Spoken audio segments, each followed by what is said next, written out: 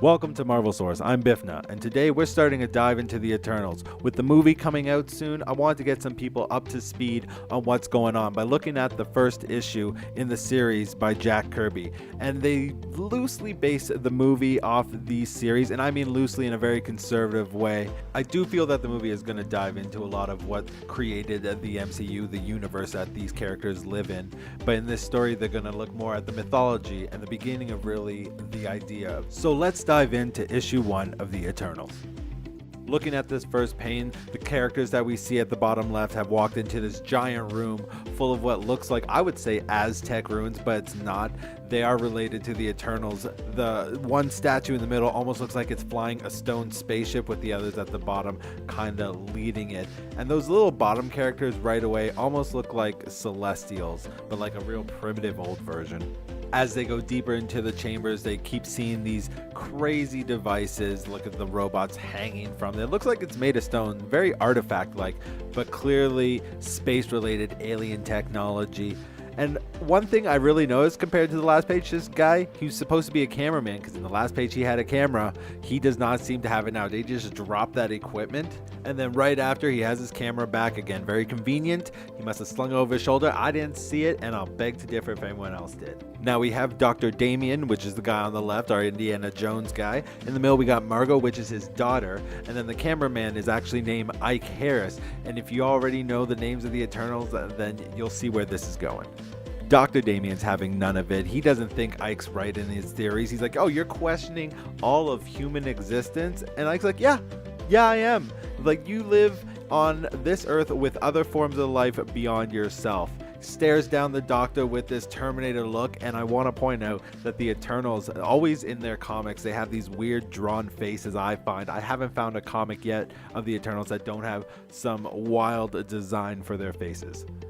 Ike is looking for something in here. He's far beyond the charade of being a cameraman. He is here for a purpose. He's talking about turning myth into stark reality to prove these guys he's with right. He talks about, it is said that when this object calls to the gods, they will return once more to Earth. That's very similar to the movie and how they're talking about when Thanos did the snap, it created a whole bunch of energy and it restarted the emergence. So this could kind of play into that idea of a big form of energy is calling out to something in the universe. Then we jump to a plane flying over the ocean in distress. Compass is out, flying through what looks like a storm, almost getting hit by lightning. But then he's confronted with what looks like a form of energy. In the comics, when they show energy from like a different plane, like the multiverse, it has these black dots, almost like a cosmic energy. That's a telltale sign of the cosmic energy. In the MCU, we've seen it in What If, as well as the comics.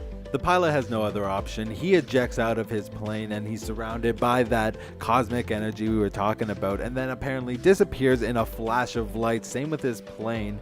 It's gone. Underneath the ocean, we see that kind of cosmic energy in a device that's floating there. That goes under the ocean down into a base, and you get to these weird creatures that look like, if you look at this guy, he almost looks like Thanos. There's a whole thing about Thanos being an Eternal with a deviant gene, but that's for a different video. And in those bases live the deviants. These are a level of being that live on the planet that Ike was talking about that is shared among the rest of the beings.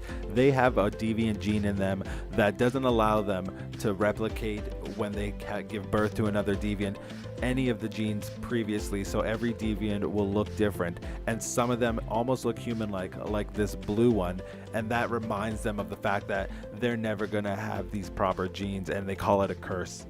Now this pink character is Crow. He is the leader, and he is being bestowed on a mission to go stop what's going on in the temple that Ike and the Doctor and Margot are in right now, and he's very confident that he'll get it done pretty quick.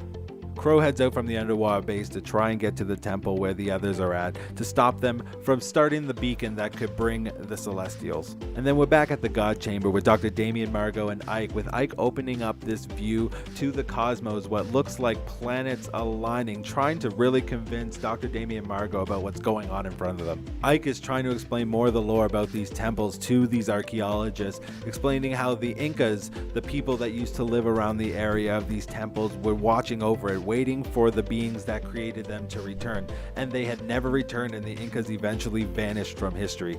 Now Ike is really starting to project his confidence in what he's talking about. Dr. Damien and Margot start to believe him, and he can explain to them that Ike Harris is actually a longer form broken up for his real name, which is Icarus, who is one of the main characters in the Eternals, played by Richard Madden. Now Icarus is really getting into the meat and bones of the Eternals lore. A ship came to Earth so long ago because we had beasts on our planet, intelligent life, and they wanted to see what we were all about. The Celestials wanted to do some experiments on life forms that were new to the evolutionary chain, which turns out to be the ape, and they wanted to change their destiny and the history of this planet by bringing them up to their spaceship and altering their genetic structure and all their features and what they can and can't do to form 3 different life forms that we know on the planet now. And this is probably one of the most popular panels you'll ever see in the Eternal videos that you come across, as this explains pretty clearly the 3 different types of beings that the apes were turned into by the Celestials. On the left here we have the Deviants. The Celestials gave them an unstable gene, which when they reproduce will not produce the same type of being every time. Every Deviant is different. Some would argue they're a lower life form, while some would argue they're probably more powerful than the Eternals at times. Then we get to the humans. They are more of a control group. They were a balance. They didn't have the deviant gene, but they weren't immortal beings like the Eternals. They were the ones that were going to inherit the earth. They had the capability to destroy, but they also had the capability to build for peace. So they were the control group. And then finally we have the Eternals, the pinnacle of the beings that the Celestials put on this planet. These guys are immune to death and time, and they kind of have this god level of power to them. The deviant species took to the ocean, where they worked on making new and powerful weapons to fight each other, always in a constant battle and war. The Eternals went to the highest points of the earth, the mountains, where they took on all the knowledge of the universe. They developed superpowers, the ability to fly, and their individual abilities, and just kind of surpassed all the other beings on Earth.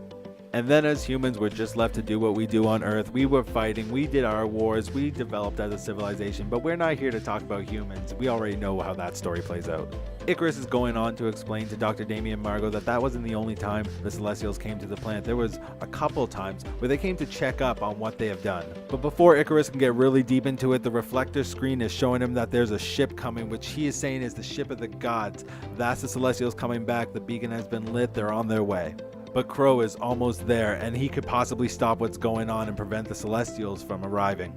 They get to the entrance of the temple, which looks like some weird fish head of a doorway that they have to go through, rising up through the water to get to this platform where they can head up into the chambers. But there is a beeping noise of the signal being sent, and the Deviants are starting to worry. They have little time to get to the room. Crow is noticing that it is Icarus of the Polar Mountain that is at the helm trying to send this message. But thankfully, Icarus was able to get the beacon going before Crow could stop him. He shows up too late and starts firing on the group. Icarus steps in front of Margot and Dr. Damien and releases a powerful wall of energy to stop the fire from the Deviants onto them. Afterwards, he takes off his hat and glasses as if it's some sort of big reveal that he's also human-like, as if they couldn't tell from the muscles as well as, the blonde hair and the regular face he usually has. And then Icarus returns fire with frickin' laser beams out of his eyes. But wouldn't you know it, the Deviants have a blanket gun, which seems to be the exact thing to stop an Eternal like Icarus.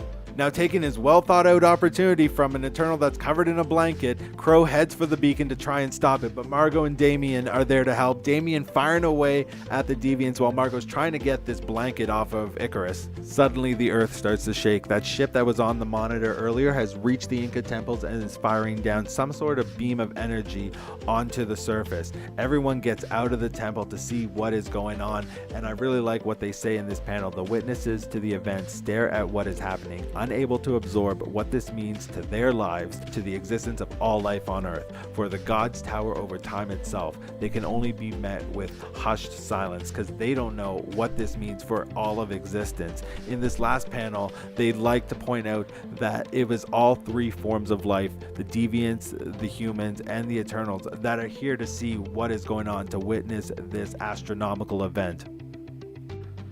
And that's it for now. Thanks for watching part 1 of this dive into the Eternals. Next video we'll look at issue 2, where it dives more into the Celestials and what they're doing on this planet. If you like what you see, hit the subscribe button and the notification button so you know when these videos are coming out. Thank you for watching.